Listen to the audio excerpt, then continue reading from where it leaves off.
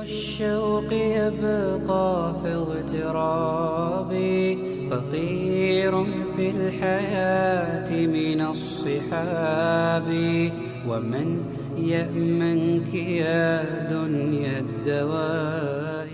بسم الله الرحمن الرحيم. الحمد لله رب العالمين والصلاة والسلام على خاتم النبيين وبعد. Welcome to another episode of Many Religions, Uplifting Communities. Well, as you know, that this program is a program that is geared to bring solutions to the problems of our country. For too long, we're relying on government and other people to do our, solve our problems. And one of the presidents of America said, don't see what the government can do for you, but what you can do for your people, yourself, what you can do. And so that's what Many Religions Uplifting Community is all about. And we have had quite a few programs of people who are hands-on on the ground doing something. Well, my co-producer is Itani, but today he is sitting in the guest box. Itani, welcome to the show. Thank you very much. Thank you very much. Itani is sitting in the guest box because he himself, in his own right, is an activist. We said so. He himself is doing a lot and has been doing a lot in the community. So we thought, well, why don't we let Itani tell us? We had a brief CV of his when he spoke, but we want to.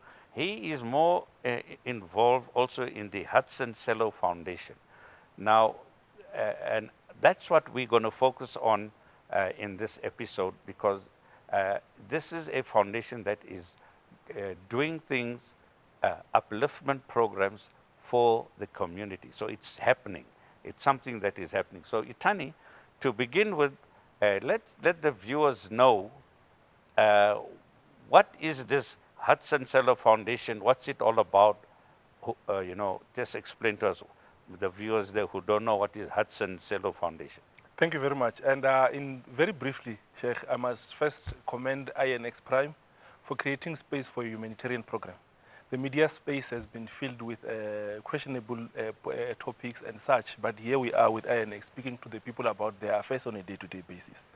The Sello Hudson Foundation is a foundation that has been created behind the name of Hudson Silo. Hudson Silo is a young man from Limpopo who started off in the music industry, but have grown to be a manager of artists and actors as well. He is he's an event manager, developing ideas as well as managing events across the country. However, besides that about him, he is also a community developer. So through the foundation, what he has started is in Mpumalanga mainly, around Middleburg. What he does there is create a channel between corporate and society. So he creates space whereby the mining sector can work with the community by means of the corporate social investment, whereby corporate entities are obliged to invest in the community. Yes. But in instances where there's no one who's pushing them to invest in the community or giving them direction as to how it could be done, he serves in that space. Okay. It is a space that in some cases there's been a lot of corruption, where politicians would enter that space and not transfer the money to the people, but save it, bring it to themselves and use it privately. Mm-hmm. He is creating a space where he's not just serving community, but making awareness as well. Because other communities start asking questions as to, what is it that you are doing here? Why is it that in other communities the mines are investing directly and in our communities they are not? So he himself is based in Limpopo province? He is currently based in Mpumalanga. Oh, now because of the work, he's focusing on Mpumalanga. Definitely. With the mines there. Yes. Okay, so that's interesting. And so, is that a registered NPO or a?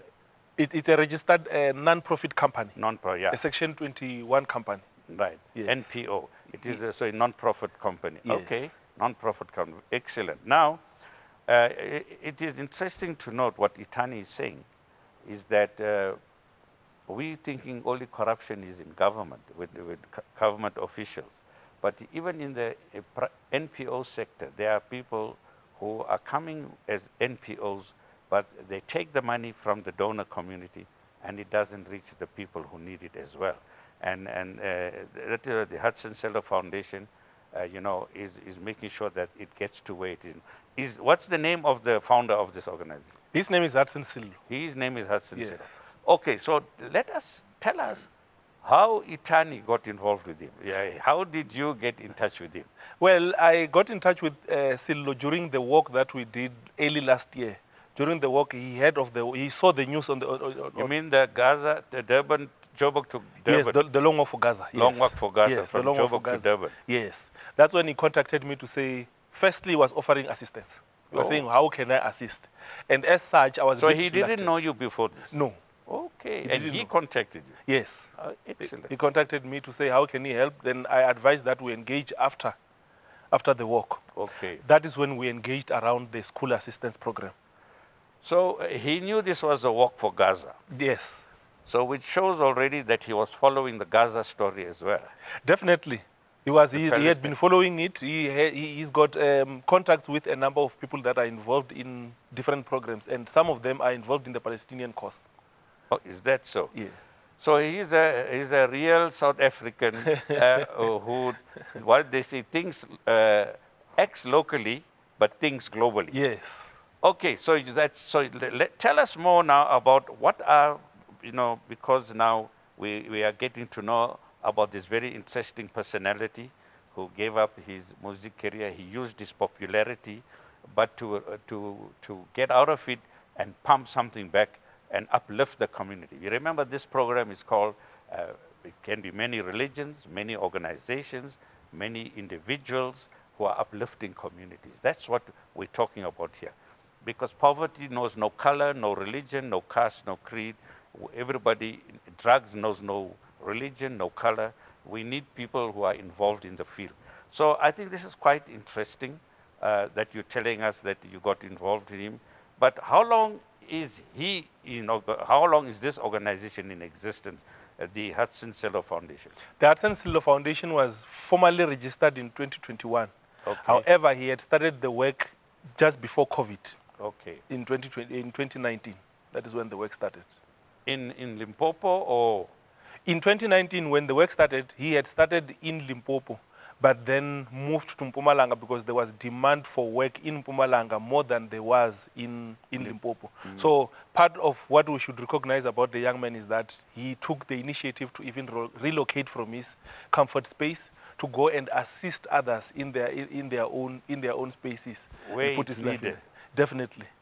Well, here we have it, viewers. Here's a man born and brought up in the Limpopo, a thriving, successful musician, but he left his fame to go and uplift the community, the mining community in Mpumalanga. Keep it locked on. We'll be back to follow this interesting story of this interesting NPO called Hudson Silo Foundation. الشوق يبقى في اغترابي فقير في الحياة من الصحاب ومن يأمنك يا دنيا الدواء. Welcome back. Assalamu alaikum wa rahmatullahi wa barakatuh to the next segment of this discussion we're having on the Hudson Silo Foundation, and how one individual and Itani having teamed up with him, is helping to uplift communities, even not in his area, but where he found the need in Mpumalanga. So Itani, tell us about the kind of work the Hudson Silo Foundation does. What are the different projects they are running? At the current moment, the permanent program that is running is a number of early childhood development centers that have been established in and around Emalahleni and Middleburg. So when you mean early child development, they set up schools? Yes, or they set up creches. creches? Yes, they've said no, they didn't necessarily set them up. They found existing creches, Right. and the foundation adopted them. Okay. And in the process, partnered with those creches and expanded them beyond the sizes that they were in. Funded them and made them more productive and effective. Yes, as well as a skills development program for youth, whereby they are being trained and being ready to go into the mines, to go and work into the mines. So they are being trained to be artisans, and Okay. welders, and so on and so forth. So that's one. Another of the projects that. Besides that one, we are together with myself. We are running a program whereby we are focusing on in schools, whereby we are collecting school shoes. We collect school shoes, uniforms, as well as what we call dignitary packs. So with dignitary packs is whereby we are collecting toiletries for children, both boys and girls, Okay. as well as sanitary towels for the girl child. The whole objective for this program is to ensure that every child have access to education and not have minor obstacles, such Yes. as not having shoes, not Yes. having challenges of hygiene, Yes. and not being able to go to school simply because I do not have a toothbrush, I didn't brush my teeth. So we're trying to encourage the others to do the same in their respective communities. So in which areas, now this is quite interesting. Obviously, we know of quite a few other NPOs and NGOs doing that.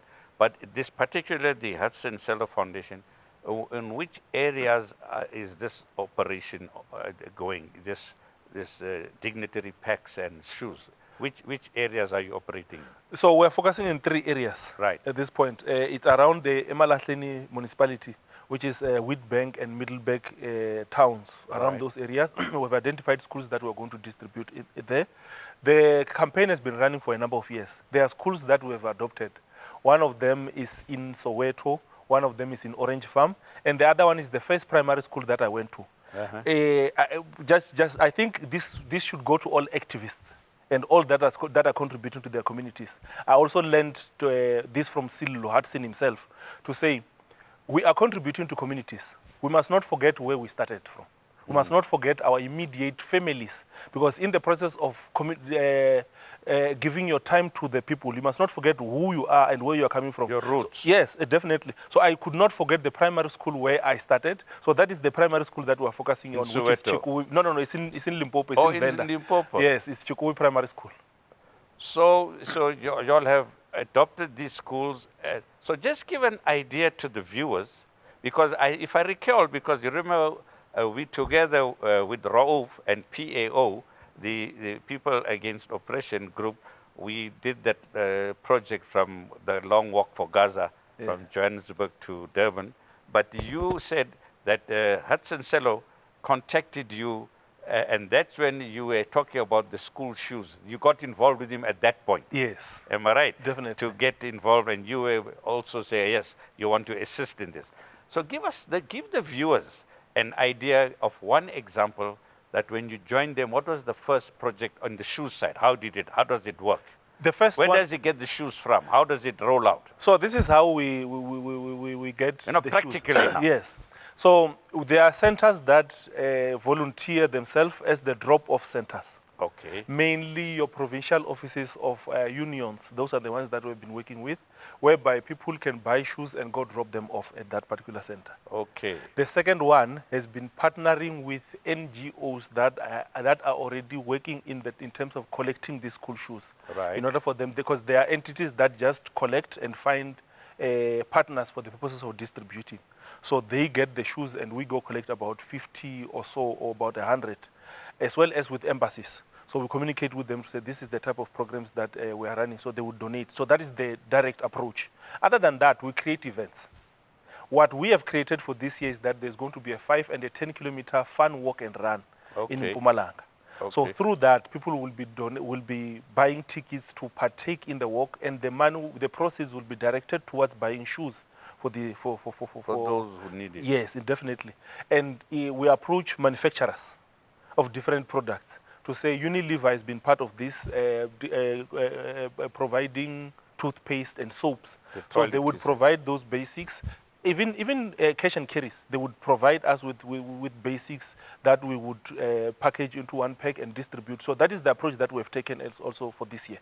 So, look, because this program, many religions, uplifting communities, it's a hands-on thing. We don't want to have, intellectual and theoretical discussion. Now here, Itani is showing how practically they are doing this. So I want to just dig a little deeper below this on this. If somebody, the viewer watching right now, when I heard, if they want to start something in their area, how will they do it? Because from what I picked up, you said you contacted trade distribution points, trade unions, and some other people who will act as either the depot or as sponsors. How will they do it? Say somebody wants to start it in Inanda, in Durban. Look, the Chinese say a journey for 1,000 miles takes The first step. First step. Yes, so the first step is the most important one. So it's a matter of committing to the program first and foremost, to say that this is what I want to do and this is what I'm doing, and set a date. Right. Be it tomorrow, the day after, but it has to be as soon as possible. Right. So you need to identify a date and say, this is when I'm starting, and start with the program. And in the process of starting, sometimes you'll face challenges. As a person, you'll face a lot of challenges, but I am definitely sure that there are people with good hearts out there. People who will recognize the type of work that we are doing, recognize the type of commitment that we are putting into this, because it is the will that matters mostly. It is the will that you that you have, putting the energy into it, and more will come from therefrom. So the best step, the first thing is to do what? Is to find people who are like-minded. To commit themselves. Yes, commit yourself, get people who are like-minded, because number one, there's the issue of registering with the social development or any other entity that you register with. They need more than one person to be part of this. So from what, if you heard viewers, if you heard what Itani is saying, you're gonna get Itani's details on our program. You will see it on the screen, and you will get many religions, uplifting communities, MRUC, our at gmail.com, mruc@gmail.com, and our phone number as well. So please, you want more information on this, how you can roll out, if you want to start a school project of either schools or toiletries or what, keep it locked on. We'll be back after the break for the last segment. Have your pens ready for the contact details. We'll be back after the break. الشوق يبقى في اغترابي فقير في الحياة من الصحاب ومن يأمنك يا دنيا الدواء. Welcome back. Assalamu alaikum wa rahmatullahi wa barakatuh. Assalamu alaikum means may the peace and blessings of God Almighty be on all of us. That's a universal greetings of peace. It is the greetings that was used by all of the prophets from the time of Adam and Noah and Abraham and Moses and Jesus and the final prophet Muhammad, peace be upon him. Assalamu alaikum, peace be unto you. What a nice greeting though. We greet one another with peace, not good morning. Maybe it's a bad morning for me, but I'm saying you good morning. But if I say peace be unto you, I'm making a prayer. May God bless you and may God bring peace on you. And I think that's a very good greeting.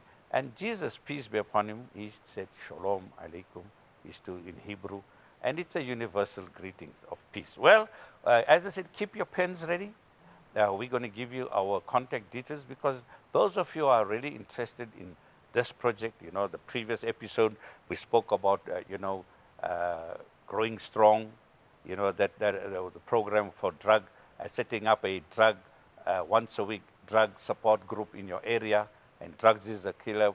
Contact us. We, MRUC is there to work with you, is to help you set up practical upliftment programs in your area. And anyone watching, you want to come and tell us and tell the rest of South Africa via INX Prime, what you are doing, you are welcome. Contact us, MRUC at info@gmail.com. We will give you our phone numbers as well before we round up, and we will gladly bring you and showcase what you are doing. That's what this program is all about.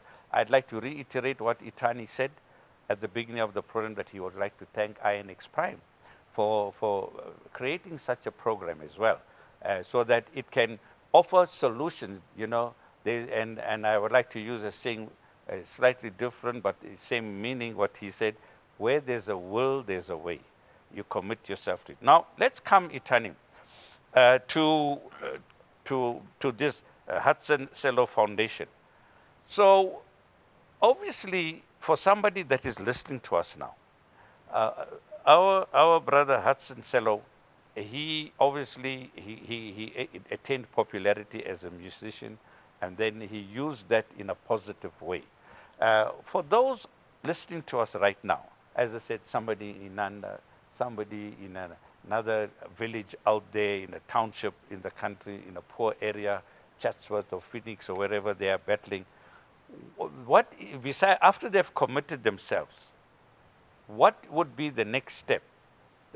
So I feel that I want to do a shoe drive for in the area. Do you have to rather contact? Don't you think you should start with the school first to say and ask this principal how many people need shoes or how does it work? Yes, definitely. I think one of the emphasis on self-commitment, to committing oneself, is that one of the best ways to get any of these programs going is not just to commit yourself, but even your surrounding.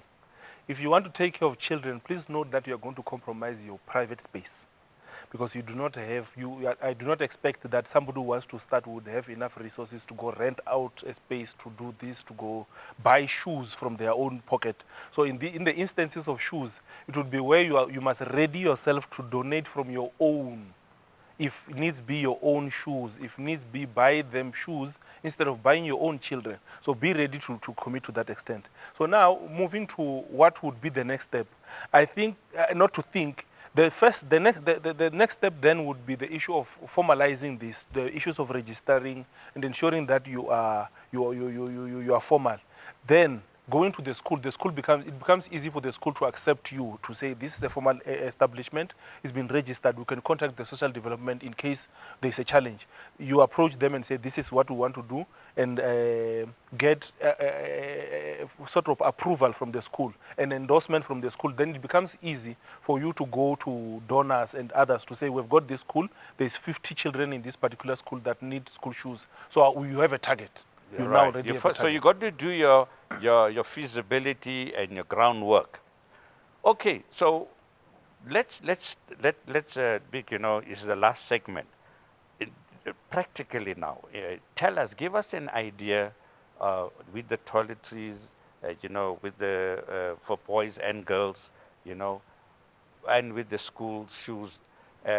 Just give us an idea. You have been there now 2 years with this project, but this project is running from COVID. Yeah. How successful is it? Are you making some difference? That's what I want to know.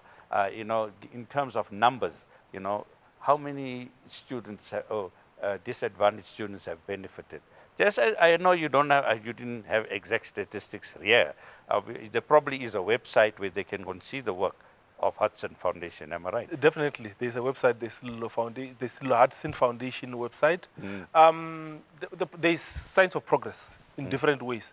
Remember, we are adopting schools that are already in unprivileged communities. So as such, you find that more than half of the learners in that school are challenged.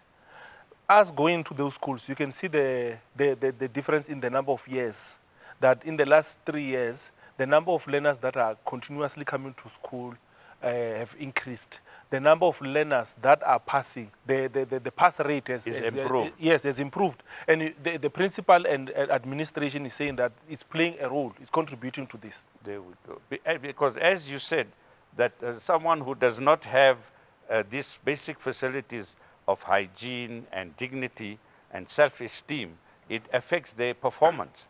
Definitely. Academically, So maybe I just want to, because we got just a few minutes left, while you're on there, I want to bring in it related to schools, and I must congratulate you and the Hudson Silo Foundation. God bless you all, and make you all grow from strength to strength. And all those viewers who are listening there, please look at our details here.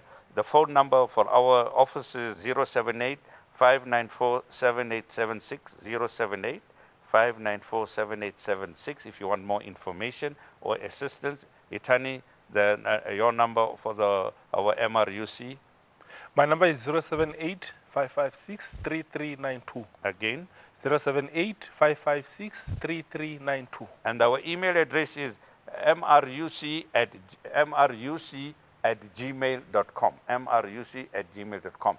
So get in touch with us for assistance to set up. You want more information, or if any one of you is doing the work, any one of you is doing any upliftment program, we'll bring you on the show and showcase it to the country, and it will inspire others to do it. Now, as we're rounding up, Itani, related to school, I know I just want your comment on this. Obviously, you are focusing on shoes and and toiletries and things like that. But there's other issues in schools. There is some of them are hungry. They come to school hungry. There are people who got some feeding schemes. I'm just throwing it on inside. There are other NPOs who are helping give a sandwich or a meal.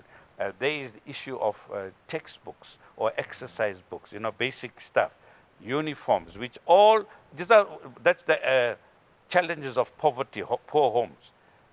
Does that come into do you get any, how do you see that while you're doing the shoes? Definitely, it's reflective of external challenges that come into the schools. More than anything, in wrapping up, Sheikh, we are in dire need of mental health attention in schools.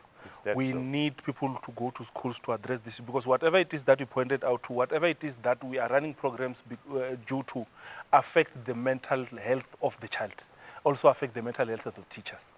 So you need some psychologists and social workers to get there. Definitely. Well, here we go, viewers. As I said, as we're rounding up, we thank Itani for sharing that information, the Hudson Silo Foundation, and you, the viewer. Till we meet again, Assalamu alaikum wa rahmatullahi wa barakatuh. May the peace and blessings of God Almighty be on all of us. طويل الشوق يبقى في اغترابي فقير في الحياة من الصحاب فقير في الحياة من الصحاب ومن يأمنك يا دنيا الدواء